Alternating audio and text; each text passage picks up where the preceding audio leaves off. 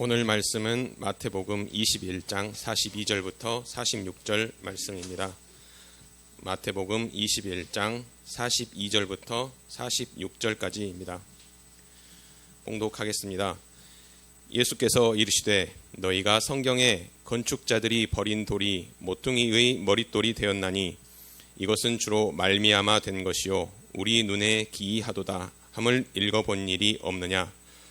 그러므로 내가 너희에게 이르노니 하나님의 나라를 너희는 빼앗기고 그 나라의 열매 맺는 백성이 받으리라.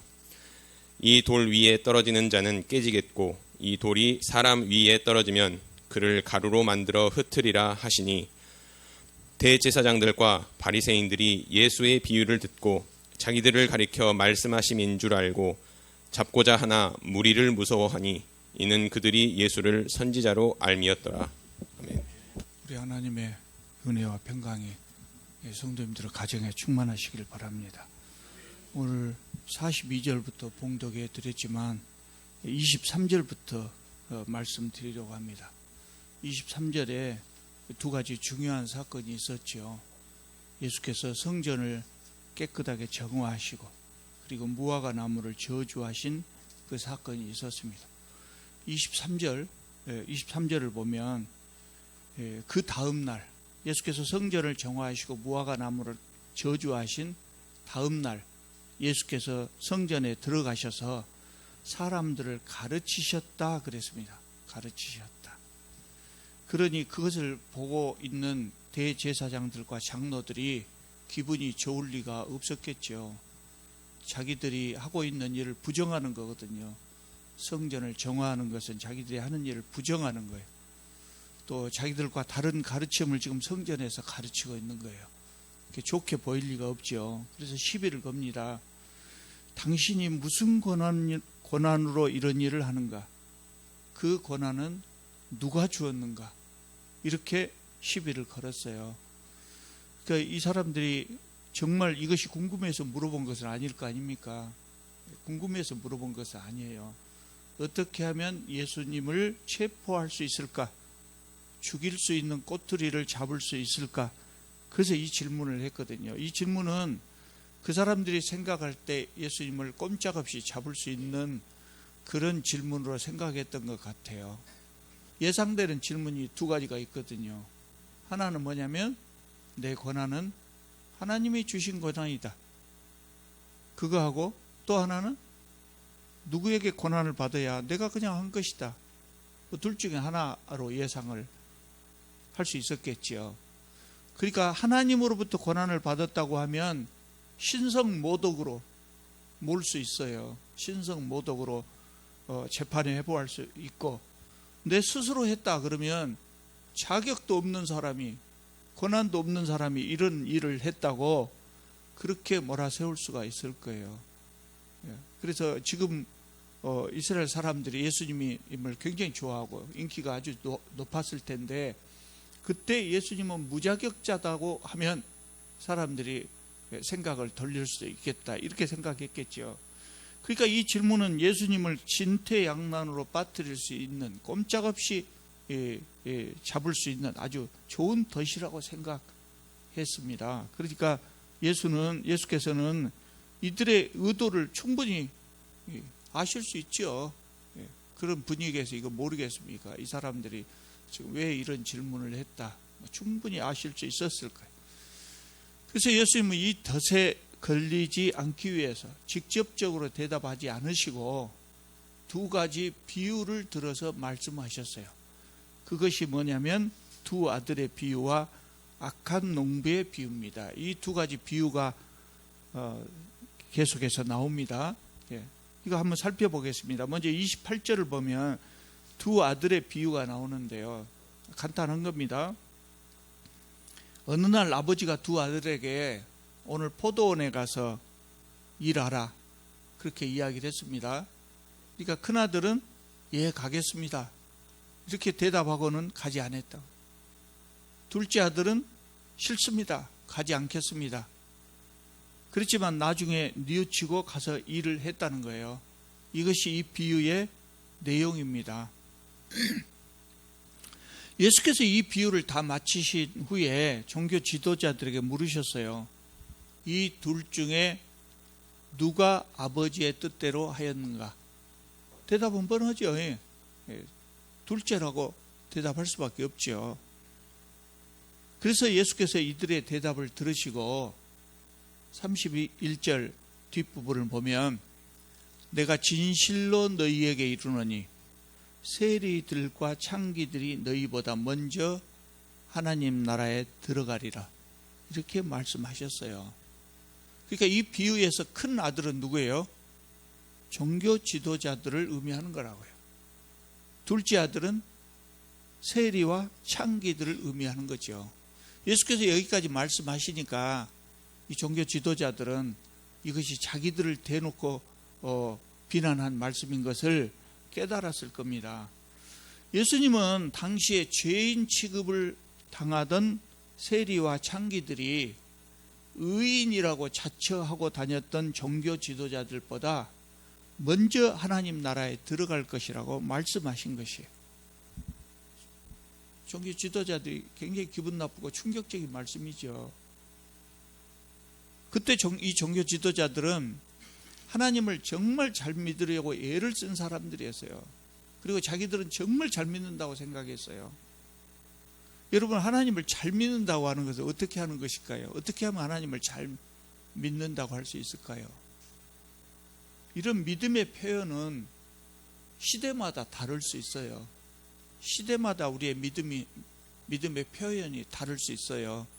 그런데 예수님 시대에 하나님을 가장 잘 믿는다, 이렇게 하나님을 잘 믿는다고 믿음을 표현하는 것으로 가장 중요한 건 뭐냐면 예수님을 받아들이는 거예요. 예수님을 하나님의 아들로 받아들이고 영접하는 거였어요.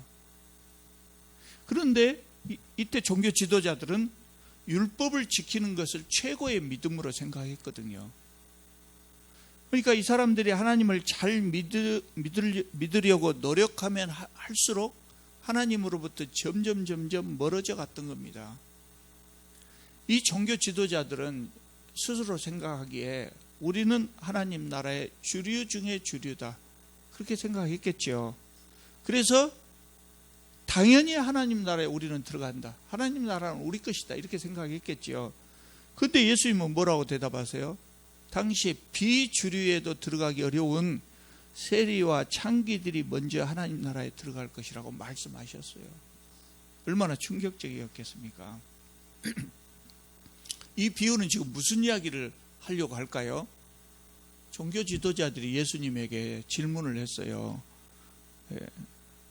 당신이 무슨 권한으로 이런 일을 하는가, 이렇게 질문을 했잖아요. 그 말은 결국 당신이 누구냐 그거예요. 네가 누구냐, 그런 질문이에요. 그런 질문에 대해서 예수님은 내가 누구냐 답을 하기 전에 나에게 누구냐고 묻는 너희들은 누구냐, 그것을 먼저 설명해 주신 거예요. 너희들은 누구냐? 예수님이 설명한 이 사람들은 어떤 사람들입니까? 일하러 가겠다고 대답하고 일하러 가지 않는 큰아들과 같은 사람들이었대. 주제 파악을 정확히 해라, 그 말이에요. 너 자신들을 잘 알아라. 너희들은 지금 하나님께 열심히 순종한다고 하고 있지만 그것은 전혀 하나님께 순종이 되지 못하고 있다. 그것을 그 사람들에게 일깨워 준 거예요. 그리고 이제 두 번째로, 그러면 나는 누구냐? 이 대답을 차례죠. 예수님 자신은 누구신가? 이거를 대답할 차례입니다. 그래서 그것 대신에 두 번째 비유를 말씀하신 거예요. 33절에 보면 두 번째 비유가 나옵니다. 어떤 포도원 주인이 자신의 포도원에 좋은 장비들을 잘 갖춘 다음에 농부들에게 소작을 줬어요. 그리고 다른 나라로 갔습니다. 당시 사회는 로마 제국주의 사회이기 때문에 이 나라 저 나라 국경이 없어요. 소작을 주고 다른 나라로 갔어요. 추수철이 돼서 주인이 소작료를 받으려고 종들을 보냈습니다. 그랬더니 이 소작인들이 소작료를 주기는커녕 이 종들을, 주인이 보낸 종들을 때리고 죽였다 그랬어요. 그래서 주인이 다른 종들을 더 많이 보냈는데 역시 마찬가지죠. 주인은 고심 끝에 사랑하는 외아들을 보냈습니다. 아들을 보내면, 내가 아들을 보내면 종들과 달리, 종들은 무시했다고 할지라도 내 아들은 공경하겠지, 그런 생각으로 보냈다고 이 본문은 이야기하고 있습니다. 여러분 잘 아시는 대로 이 비유에서 포도원은 하나님 나라를 상징합니다. 포도원 하나님 나라고요. 주인은 하나님이고 소작인 농부들은 이스라엘 사람들이고 또 주인이 보낸 종들은 선지자들이고 아들은 예수님을 상징하는 겁니다. 하나님께서는 세상의 많은 민족 중에 이스라엘을 선택해서 하나님 나라로 만드시고자 했어요. 그들을 하나님 나라로 만드시고자 했어요. 그리고 하나님 나라의 백성다운 열매를 맺으라. 선택받은 것에 합당한 열매를 맺으라. 이렇게 요구를 하셨지요. 그런데 이스라엘 사람들은 잘하지 못했어요. 우리가 구약 성경을 읽어보면 그 읽기 전에는 대부분 사람들이 이스라엘 사람들은 하나님의 선민이고 그래서 이들은 하나님을 잘 믿었을 것이다. 그리고 가끔 못 믿었을 것이다. 가끔 우상 섬기고 그랬을 것이다. 이렇게 생각하는데 실제로 구약 성경을 읽어보면 대부분의 시대에 하나님을 제대로 잘 믿지 못했어요. 믿는다고 해도 제대로 잘 믿지 못하고 심지어는 바알과 함께 믿었던 종교 혼합주의가 일어났던 때도 굉장히 많았고 그랬어요. 그래서 선지자를 보내서 그리 하지 말라고 했는데 그럼에도 불구하고 오히려 선지자들을 배척하고 박해하고 때로는 죽이기도 했다고요. 그런데 그런 박해의 맨 선두에 선 사람들이 누구였냐? 무지한 백성들이 아니고 그때의 종교 지도자들이었다는 거예요. 예수님 시대의 종교 지도자들도 역시 마찬가지예요. 지금 예수님을 배척하고 있지만 예수님 직전에 보낸 선지자인 세례 요한도 그렇게 배척했거든요. 하나님께서는 참고 또 참으시면서 계속해서 선지자들을 보냈어요. 세상 사람들이 그러죠. 하나님이 어디가 있다냐? 불량하게 행동하면서 하나님 없어. 그런 사람들 많이 있죠. 또 착한 사람들은 착한 사람들 나름대로 하나님 안 계신 것 같다. 하나님 계시다면 어떻게 저런 못된 놈들이 행세하게 놔두냐. 그래서 하나님을 믿는 사람들이 많아요. 하나님을 원망하고 하나님이 없다고 안 믿는 사람들이 많아요. 근데 오늘 본문에 그 답이 나왔잖아요. 하나님이 안 계셔서 그런 것도 아니고 하나님께서 이들을 이렇게 참아주시는 이유는 유일하죠. 유일한 이유가 뭐냐면 하나님은 원래 자비로우시고 은혜로우신 분이기 때문에 그래요. 참아주시는 거죠. 회개하고 돌아오기를 기다리시는 거죠. 세상 사람들이 그걸 모른다고요. 그걸 까불고 있죠. 포도원 주인은 농부들에게 한 번 더 기회를 주기 위해서 마지막으로 아들을 보냈어요. 아들은 공경하겠지. 그렇게 하고 보냈는데 농부들의 생각은 전혀 달랐어요. 이 사람은 주인의 상속자가 아니냐. 아들이 온 것을 보니까 주인은 아마 죽었을 것이다. 이 아들만 처치하면 포도원이 내 것이 된다. 소작인들이 다 그렇게 생각했어요. 우리 시대와 달리 예수님 시대에는 주인 없는 땅은 가장 연고가 가까운 사람이 소유하게 됐다고 그래요. 주인 없는 땅이 있다고 하니까 여러분 신기하지만 우리나라도 행정 업무가 전산화되기 전에는 전국 곳곳에 주인 없는 땅이 있었어요. 주인 없는지도 모르고 그냥 지나가고 그랬지요. 그러니 2000년 전에는 어떻겠습니까? 그래서 주인 없는 땅은 연고가 있는 사람 것이 됐다고요. 벌어먹고 있는 사람 것이 됐어요. 그러니까 농부들이 이런 생각을 한 겁니다. 그래서 결국은 주인의 외아들을 죽여서 포도원 밖에 내어 던져버렸다 그랬어요. 이 농부들이 생각할 때 자기들은 정말 지혜로운 일을 했다고 생각했을 거예요. 자기들의 탐욕을 충족시킬 가장 지혜로운 방법이라고 생각했을 거예요. 근데 이것은 가장 어리석은 방법이에요.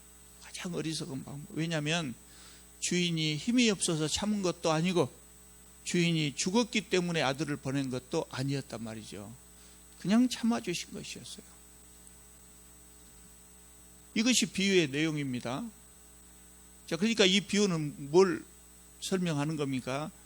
대제사장과 장로들은 예수님에게 당신이 무슨 권한으로 이런 일을 하는가? 당신이 누군가? 이렇게 물었습니다. 그래서 예수께서는 이 비유를 통해서 간접적으로 나는 하나님의 아들이다. 이렇게 대답하신 겁니다. 종교 지도자들은 아직 이 내용을, 이 의미를 파악하지 못했어요. 그래서 예수께서 여기까지 말씀하신 후에 그 종교 지도자들에게 묻습니다. 40절을 보면 그러면 포도원 주인이 올 때 이 농부들을 어떻게 하겠느냐? 이렇게 물으셨어요. 이렇게 종교 지도자들은 이것이 자기들에 대한 이야기인지도 모르고 자신 있게 대답합니다. 이 악한 자들을 진멸하고 포도원은 제때의 실과를 바칠 만한 다른 농부들에게 새로 줄 것입니다. 이렇게 대답했어요. 그러니까 예수께서 이제 직접적으로 말씀하십니다. 43절입니다. 43절. 그러므로 내가 너희에게 이르노니 하나님 나라를 너희는 빼앗기고 그 나라에 열매 맺는 백성이 받으리라. 그래서 그러므로 너희들은 하나님 나라를 빼앗길 것이다. 여기서 종교 지도자들은 이 말씀이 자기들을 향한 말씀인지 알았겠죠. 이 악한 농부들이 바로 너희들이다. 그 말씀이에요. 그러므로 너희들은 하나님 나라를 빼앗길 수밖에 없다. 하나님 나라는 열매 맺는 사람들이 받아갈 것이다. 그렇게 말씀하셨어요. 여기서 열매 맺는 백성이 누굴까요? 예수님을 그리스도로 영접한 사람들이에요. 예수님을 그리스도로 영접한 사람들. 종교 지도자들은 자기들만이 선민이라고 생각했지만 유대인이냐 이방인이냐가 중요하지 않아요. 이제는 예수님을 영접하는 사람이 열매 맺는 사람이고, 그래서 그들이 하나님 나라를 얻게 될 것이다. 한마디로 교회라고 말할 수 있겠죠. 교회. 하나님께서는 이스라엘 백성들을 택하시고 이들을 하나님 백성으로, 하나님 나라로 만드셨지만 그들은 불순종했어요. 그래서 하나님께서 새로운 백성을 택하셨다. 그것이 교회라는 겁니다. 그래서 이방인이든 유대인이든 인종에 관계없이 예수님을 믿는 사람들이 바로 택함 받은 백성이고 하나님 나라가 되는 겁니다. 예수님의 경고처럼 하나님 나라는 늘 옮겨 다녔어요. 예수님 시대에 이미 이스라엘이라고 하는 혈통적인 하나님 나라에서 교회로 하나님 나라가 옮겨가 버렸죠. 그런데 그 교회도 성장하니까 타락하기 시작했어요. 그래서 중세 교회가 얼마나 타락했습니까?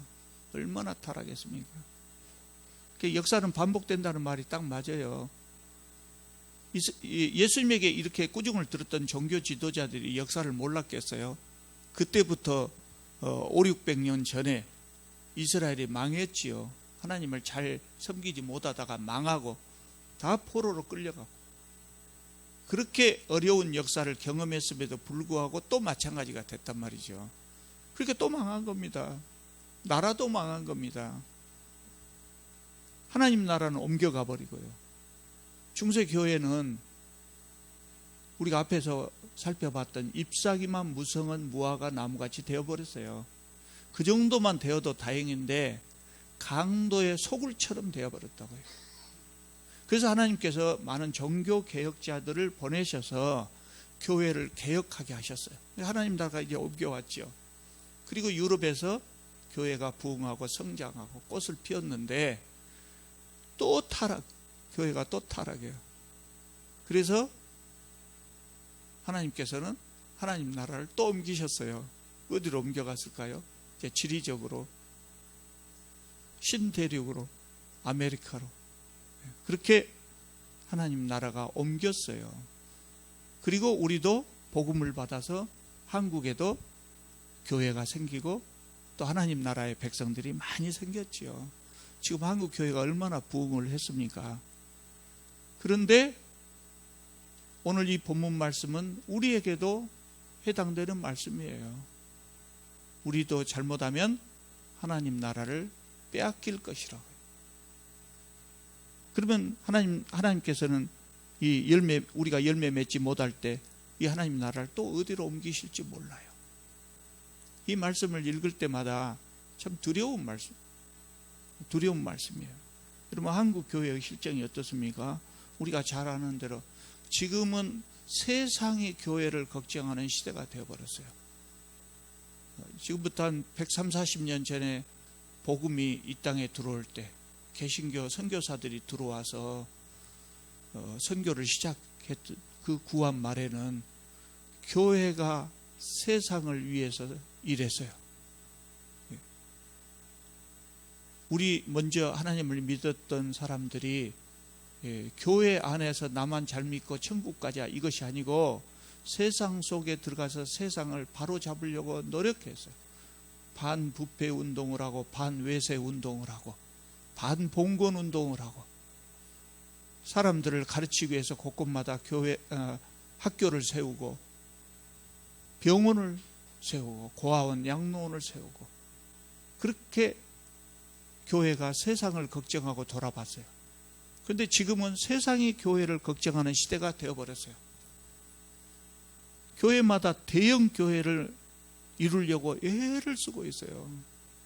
그것이 목적인 것처럼, 사람을 많이 모이는 것 자체가 목적인 것처럼 열심히 하다 보니까 사람이 모일 수도 있지요. 근데 그것이 아니고 사람을 많이 모으는 것이 마치 그것이 목적인 것처럼 되어버린 시대가 되어버렸어요. 여러 가지 잘못한 것이 있지만 오늘은 헌금을 어떻게 사용하는가 그것만 한번 살펴보려고 그래요. 사람들이 많이 모이면 대부분 예외 없이 크고 화려한 예배당을 짓습니다. 광주에도 수백억짜리 예배당 건물들이 많이 있지 않습니까? 10여 년 전에 저의 친구가 자기 교회 목사님이 200억짜리 예배당을 지으려고 한다고 한탄하더라고요. 한탄해요. 그래서 출석교인이 얼마나 되냐고 물어봤더니 1000명쯤 된다고 그러더라고요. 1000명쯤 되면 200억짜리 예배당 지을 수 있을까요? 없을까요? 저는 불행하게도 회계학을 해가지고 금방 이게 계산이 되거든요. 안 되는 거예요. 이거는 택도 없는 거예요. 짓었어요. 짓었어요. 어떻게 짓었겠습니까? 왜 이게 안 되냐면 1000명이 200억을 만들려면 1인당 얼마 내야 될까요? 헌금 얼마 해야 될까요? 2만 원 하면 안 되겠죠. 20만 원 하면 될까요? 200만 원 하면 200억 될까요? 2천만 원을 해야 돼요. 한 사람이 2천만 원. 헌 예배당 팔면 100억은 된다는 거예요. 100억만 헌금하면 된다. 그러면 1인당 얼마예요? 1000만 원 해야 된다는 거예요. 쉽겠습니까? 이럴 때는 쉽다고 답이 나와야 돼. 1000만 원이 누구 얘기 이름도 아니고 정말 믿음 좋은 사람은 1000만 원 할 수 있겠죠. 그런데 부부가 같이 나오신 분은 어떻게 돼요? 2천만 원 해야 돼요. 1인당 1000만 원이니까. 아들, 딸까지 나오면 어떻게 돼요? 4천만 원이 된다니까요. 그러니 1000명 교회에서 100억을 만드는 것이 쉬운 일이 아니에요. 그렇게 목사들이 무식해서 이거를 이렇게 나같이 회개가 안 해서 그런가 아니면 간덩어리가 부어부르는가 모르겠어요. 쉽게 이것을 한탄을 하더라고요. 날마다 헌금하라고만 하고 헌금을 하는 것이 축복의 통로라고 했었고 그러니 이게 목사들이 아마 짜기만 하면 나오는 것을 생각하는 모양이에요. 그래서 예배당을 건축하긴 했어요. 1인당 1000만 원씩 헌금했을까요? 안 했을까요? 못 하지요. 안 되지 그것이. 그게 빚이지요. 많이 헌금도 많이 쥐어짜고 헌금도 많이 했지만 빚을 많이 얻게 됐지요. 여러분, 성전은 아름답게 지어야 합니다. 하나님의 집이니까 성전을 아름답게 지어야죠. 그러니까 모세가 광야에서 성막을 얼마나 좋게 지었습니까? 우리가 지금 보기에는 형편없겠지만 그때 그 광야에서 가진 것이 없는 사람이 최선을 다해서 자기가 가진 것 중에 가장 좋은 것을 내서 성막을 지었어요. 하나님의 집이니까. 솔로몬이 성전을 지을 때는 어떻게 했습니까? 그 당시에 전 세계에서 최고로 좋은 건축 자재를 갖고 지었어요. 그래야 돼요. 왜냐하면 하나님의 집이니까. 그런데 예배당은 성전이 아니다. 예배당은 하나님의 집이 아니고 우리가 그냥 예배드리는 건물이에요. 그러니까 예배당을 크고 아름답게 건축하는 것은 가치 있는 일이 아니다. 가치 있는 일이 아니에요. 교회의 본질적 사명도 아니에요. 예수께서 제자들에게 마지막으로 승천하시면서 너희는 땅끝까지 이르러 내 예배당을 건축하고 다녀라. 그렇게 말씀 안 하셨다. 그렇게 말씀 안 하셨어요. 오늘날의 성전은 사람이잖아요. 하나님을 믿는 사람, 성령을 모시고 사는 사람들이 성전이거든요. 그럼 우리가 이제 무슨 일을 해야 되겠습니까? 무엇이 가치 있는 일이겠습니까? 복음을 전하는 거예요. 첫째는 복음을 전하는 것이고, 많은 교회들이 복음을 전하는 것을 그것만 너무 강조해요. 그런데 제가 성경을 열심히 읽어본 결과로는 복음에다가 복음도 전하지만 또 한 가지 예수 그리스도의 사랑을 전해야 된다고. 예수 그리스도의 사랑을 실천하고 전해야 된다고요. 복음을 전한다고 하는 것은 믿지 않는 사람을 믿게 만드는 것이기 때문에 이것이 바로 오늘날의 성전 건축이에요.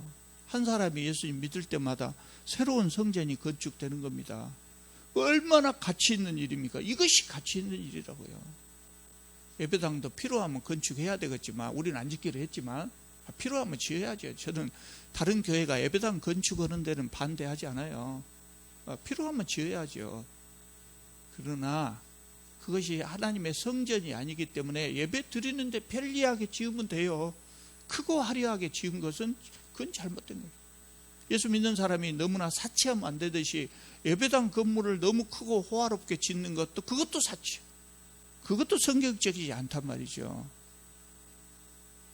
두 번째로는 예수 그리스도의 사랑을 실천하는 겁니다. 사랑을 실천하는 방법이 여러 가지가 있고, 그래서 우리가 그 중에 좋은 것을 선택해서 우리 교회의 분량에 맞춰서 열심히 하고 있지 않습니까? 가장 손쉬운 방법이 가난한 사람들을 돕는 것이죠. 교회는 이런 일을 해야죠.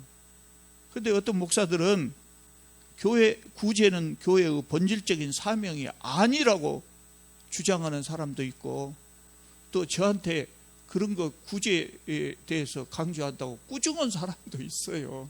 꾸중한 사람도. 저는 구제가 교회의 본질이라고, 본질적 사명이라고 생각합니다. 또 구제와 선교를 따로 구분할 것도 없다. 그것이 뭐예요? 왜 이것이 본질적인 사명이냐면 꼭 구제라고 하기보다 예수 그리스도의 사랑을 전하는 것이거든요. 예수께서 그렇게 3년 동안 공생의 기간 동안 그렇게 예수님 사랑을 베풀고 다니셨어요. 가난하고 못 먹는 사람을 보면 그냥 불쌍히 여기시고 어떻게 하면 떡 하나라도 줄까 예를 쓰셨고, 수많은 병자들을 고치신 것이 뭡니까? 지금으로 보면 병을 고쳐주셨다 이렇게 생각하지만 그때는 빵을 주는 것하고 마찬가지예요. 그 당시 사람들은 다 육체노동으로 먹고 살았잖아요. 가장이 병 들어불면 가족이 굶어요. 예수께서 그들을 치유해 주셨을 때 빵을 주신 것이죠. 오늘 세상 사람들이 왜 전도지를 잘 안 받는지 아십니까? 굶주려 죽어가는 사람들에게 교회가 빵은 주지 않고 전도지만 주기 때문에 그래요. 전도지만 주기 때문에 그래요. 아마 세상 사람들이 직접적으로 말을 안 해도 아마 마음속으로 그렇게 생각할지 몰라요. 이놈들아, 전도지 인쇄할 돈이 있으면 그것으로 가난한 사람 쌀 한 대박이라도 갖다 줘라. 그러면은 그 쌀 먹고 나 준 사람이 누굴까 생각하게 되겠죠. 그러면 교회를 생각하게 되죠. 교회 생각을 하고 쌀 주는 건 아니지만 그 생각이 된다고요. 그래서 저는 구제와 선교가 별것이라고 생각하지 않아요. 그것이 그것이죠. 결국 똑같이 예수님 사랑을 전하는 것인데요. 여러분, 우리는요, 가난한 사람들이, 이제 우리나라는 그렇게까지 형편없는 사람은 없어요. 노숙자라도 그렇게까지 형편없지는 않는데, 전 세계 인구의 33분의 1이 빈곤이잖아요. 그리고 하루 1달러도 없어서 굶주리고 사는 사람들이 많은데, 그런 사람들을 볼 때 짐승만도 못한 삶을 살거든요. 그럼 우리는 예수 믿는 사람들이기 때문에 그것을 보면 불쌍히 여기는 정도가 아니라 분노해야 돼요. 분노해야 돼요. 세상이 불공평하지 못한 것에 대해 분노해야 돼요. 왜 분노해야 되냐면, 그 짐승 같은 삶을 사는 그 사람이 누구냐면 하나님의 형상이거든요. 하나님의 형상이, 우리가 섬기는 하나님의 형상대로 지음받은 사람들이에요. 그래서 불쌍히 여기는 정도가 아니라 분노해야 돼요. 하나님은 그런 사람들을 굉장히 편애하신다고요. 그렇기 때문에 우리가 그들을 도와주는 것이, 그것이 교회의 본질적인 사명이 아니고 뭐겠어요. 하나님께서 정말 원하시는 일인데, 여러분, 교회가 복음을 전하고 예수 그리스도의 사랑을 실천하려면 그냥 입으로만 되는 것이 아니거든요. 뭐가 필요해요? 돈이 필요해요. 돈이. 사랑을 실천하는데 입으로만 하면 사랑이 전달이 안 됩니다. 요새는 아주 그냥 현대식이라 해갖고 사랑하는 남녀가 저녁밥 먹으러 가서도 더치페이 한다고 그러대요. 그런데 이제 저는 남자니까 남자 입장에 이야기할게요. 내가 사랑하는 사람이, 여자친구가 생일이요. 그럼 아무리 더치페이를 하더라도 생일에는 밥 한 끼 사줘야죠. 그래서 밥 먹자고 둘이 만나가지고 그날도 각자 돈은 내자. 생일 선물은 준비 안 했어. 너 별로 안 좋아하지? 내가 네 맘 알아. 근데 너 내 맘 알지? 난 너 엄청 사랑한다고. 응? 물질이 뭐 중요해? 마음이 중요하지? 그러면 사랑이 전달이 안 된다고요. 사랑하면 어째요? 나에게 있는 것, 귀중한 것을 주고 싶죠. 사랑이라고 하는 것은 내가 아끼는 것을 줄 수 있어야 사랑한다고 말할 수 있어요. 그게 제가 늘 말씀드린 대로, 고객님 사랑합니다. 사랑 아니네. 그런 사랑을 누가 못해요. 고객님 사랑합니다. 나는 들을 때마다 기분 나빠. 진심이 전혀 없잖아요. 그러니까 우리가 세상을 사랑하고 예수 그리스도의 사랑을 실천하려면, 교회가 세상 사람들에게 예수 그리스도 사랑을 실천하려면 어떻게 해야 돼요? 돈을 써야 된다고 말해요. 돈을 써야죠. 적은 교회는 어렵고 큰 교회는 돈이 많고 그러니까 쉬울 것다고 생각하면 안 돼요. 큰 교회는 큰 교회대로 더 많이 해야 되고, 적은 교회들은 적은 교회대로 자기 역량에 따라 이거 해야 돼요. 아니, 그거를 이야기하려고 이 말씀 드린 것이 아니고, 그렇게 예수 그리스도의 사랑을 실천하려고 하면 크고 아름다운 예배당을 지을 수가 없다 이 말이에요. 거기다 돈을 쓰면 크고 화려한 예배당을 지을 수가 없어요. 제가 아무리 계산해도 그 계산 안 나와요. 그러니까 거꾸로 이야기하자면, 크고 화려한 예배당을 지었다는 것은, 참 크게 예배당 지은 목사님들이 저한테 욕을 나가 몰라도, 다는 아니겠지만 뭐 어떤 교회에서 성도들이 엄청 부자들만 모여서 크고 화려한 예배당을 지어도 돈이 남을지 모르겠어요. 그럴랑가 모르겠지만, 일반적으로 볼 때 예배당을 크고 화려하게 지었다는 것은 복음 전파와 예수 그리스도의 사랑을 전하는데 전력을 다하지 않았다는 이야기가 되는 겁니다. 그렇게 하면 예배당 좋게 지을 수가 없어요. 제가 회계 집사 오래 했다는 말씀 드렸죠. 그래서 너무나 잘 알죠. 한국 교회 구제비 예산이 3%도 못 된다는 연구가 있어요. 물론 이 연구 정확하지 못해요. 왜 못하냐면, 많은 교회들이 회계 보고서를 공개하지 않으니까 알 수 없어요. 이렇게 입수할 수 있는 것만 갖고 했죠. 그러니까 3%보다 더 적을 수도 있어요. 선교비, 구제비 예산 증액 하자면 목사님, 장로님들이 그렇게 이야기하더라고요. 제가 다녔던 교회도. 뭐라 그럴까요? 선교비, 구제비 좀 증액합시다. 그럼 뭐라 그럴까요? 대답을 안 하셔도 다 알지요. 예? 빚이나 갚은 다음에 합시다. 다 똑같아요. 대답. 그 참 좋은 말씀이고 우리가 안 하려고 해서가 아니고 교회가 빚이 많으니 빚이나 갚은 다음에 합시다. 그러니까 제가 우리 교회는 빚지면 안 된다는 이야기가 그거예요. 빚지면 항상 다른 일을 못 하거든요. 빚이나 갚은 다음에 합시다 그래요. 그런데요, 어차피 교회 예배당 건물에 투자를 많이 하는 교회는 빚을 갚을 때가 되면 또 예배당 짓습니다. 또 예배당 지어요. 그리고 큰 건물을 갖고 있잖아요. 그러면 시간이 지나면 손볼 것이 많아서 돈 들어갈 때가 많아요. 그게 돈이 계속해서 건물에 들어가는 거예요. 그러면 결국 못 하는 거예요. 그러니까 하나님 나라의 열매를 그래서 맺을 수가 없다 이거예요. 어떤 목사님은 그러대요. 자기가 그렇게 큰 예배당을 짓는 이유가 뭐냐? 예수께서 재림하실 때 본부 건물로 사용하게 하기 위해서다. 본부 건물로 사용하기 위해서다. 그래서 그분이 웃고 이야기하는 것이 아니라 진심인 것 같아요. 그러면서 그것이 굉장히 큰 업적이라고 생각해요. 예수 그리스도께서 재림하시면 세상은 끝나요. 네? 세상은 끝나요. 우리나라에서 제일 큰 건물 있잖아요. 제일 큰 건물. 그 주인 행세도 못해요. 그러니까 예수님 본부 건물로 삼을 때는 겁나게 많아요. 네. 뭐 크고 화려할 필요도 없이 예수께서 재림하시면 제일로 마음에 드는 나눔과 섬김교회 여기 와서 본부 건물 삼으면 좋겠다고 생각합니다. 그러니까 하나님 나라의 열매를 맺지 못하는 이유가 그거예요. 그래서 결국은 우리가 앞에서 나왔던 잎사귀만 무성한 무화과 나무가 되고 만다고요. 그래서 오늘 본문 말씀이 우리에게도 경고를 주고 있는 거예요. 뭐예요? 하나님 나라를 너희는 빼앗기고 그 나라의 열매 맺는 백성이 받으리라. 정말 우리는 이 말씀을 무겁게 받아들여야 돼요. 혹시라도 우리 교회는 그래도 잘하고 있지 않냐 이렇게 생각하신 분이 있다면 그것이 위기예요. 그것이 위기예요. 아까 말씀드렸던 이런 분 역사상 다 잘하고 있다고 생각한 망하기 직전의 교회들이 다 잘하고 있다고 생각했어요. 자기들 다 잘하고 있다고 생각해요. 예수님에게 꾸중을 들은 이 대제사장과 바리새인들도 다 잘하고 있다고 했어요. 중세의 강도 소굴이 되어버렸던 그 타락한 교회들 거기 사제들도 자기들은 잘하고 있다고 생각해요. 그러니까 우리가 절대로 자만해서는 안 된다.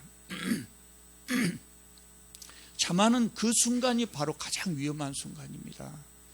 그래서 우리는 다시 한번 말씀드리지만 늘 자기 성찰하고 자기 개혁. 이번에 여러분 전교인 수련회 가시면서 이것들 주제 발표하시기로 했다고 그랬죠. 참 잘하신 일이에요. 늘 이렇게 우리 자신을 돌아보고 지금 우리가 어디까지 왔는가 늘 자기 재평가하고 그리고 잘못한 것이 있으면 아프게 개혁을 해야 돼. 아프게 개혁. 남을 개혁을 나가지 말고 남을 아프게 개혁하지 말고 나를 아프게 개혁. 나부터 개혁을 해. 그러지 않으면 우리도 하나님 나라를 빼앗기고 말 것입니다. 여러분 우리는 정말 열심히 복음을 전하고 열심히 사랑을 실천하고 그래서 하나님 나라의 열매를 잘 맺는 백성들이 다 되시기를 바랍니다. 기도드리겠습니다. 거룩하시고 자비로우신 우리 하나님 주님 은혜 감사합니다. 참 허물 많고 죄 많은 저희들을 사랑하셔서 불러주시고 교회를 이루게 하시고 이 교회를 통하여 오순도순 재미있게 신앙생활하게 해주셔서 참으로 감사드립니다. 주님 바라옵기는 우리 교회가 항상 주님 마음에 흡족한 교회가 되기를 원합니다. 꾸준히 자기 성찰하고 자기 개혁하는 그런 교회가 되게 하여 주시옵소서. 예수님의 이름으로 기도드립니다. 아멘.